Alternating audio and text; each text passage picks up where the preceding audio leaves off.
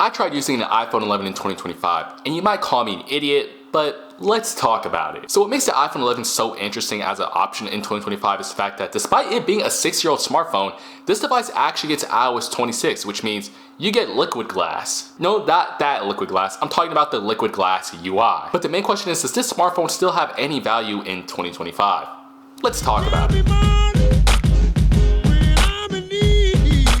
Okay, so first let's talk about the design of the smartphone. As you can see, this smartphone actually has an aluminum frame. And in case you didn't know, Apple actually went back to using aluminum this year with their iPhone 17 models.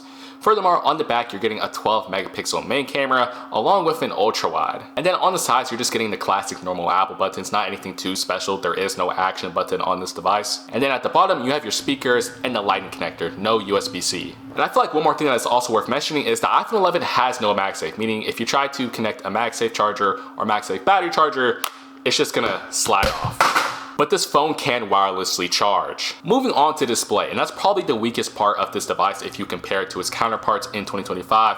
Now, this has a notch, and it has some pretty huge bezels, but I feel like honestly that's not even the worst part about the display. It's the fact that it's LCD, and it gets up to 625 nits peak brightness. For 2025 standards, if we're being honest, that is terrible, but is it still usable?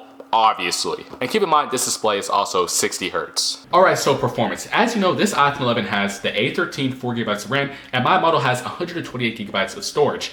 Now, iOS 26 on this device beta was absolutely trash. I'm not gonna lie to you. But the official release of iOS 26 actually changes everything. In fact, I could argue that iOS 26 runs better on this device than iOS 18 did. The animations are fluid and buttery. I haven't had that many stutters or glitches, and a lot of the bugs that you do see in iOS 26 are going to be fixed in the next patch. And I honestly do believe that iOS 26 kind of poured new life into this device. Speaking of life, let's talk about battery life.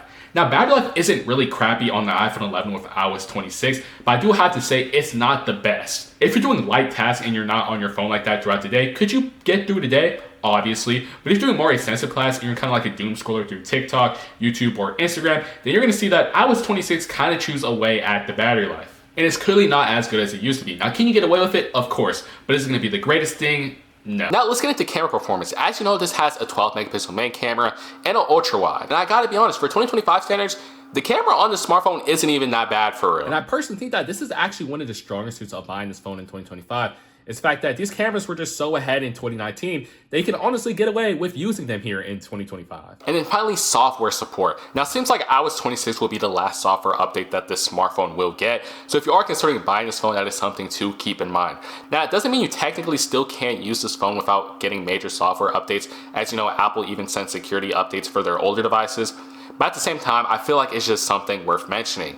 So, should you buy the iPhone 11 2025? Does it have any value? And if you want my answer, I'm gonna be honest with you. I honestly think you shouldn't buy the iPhone 11 in 2025. I just personally think that it's too close to the end of its lifetime. And if you are looking for a budget phone to go for in 2025, that's still stable, you still will get a good amount of software updates for, and you won't feel left behind. I personally feel like the iPhone 13 is a very good choice. Anyways, let me know down below in the comments if you're still using an iPhone 11, and I'll see you guys in the next video. Peace.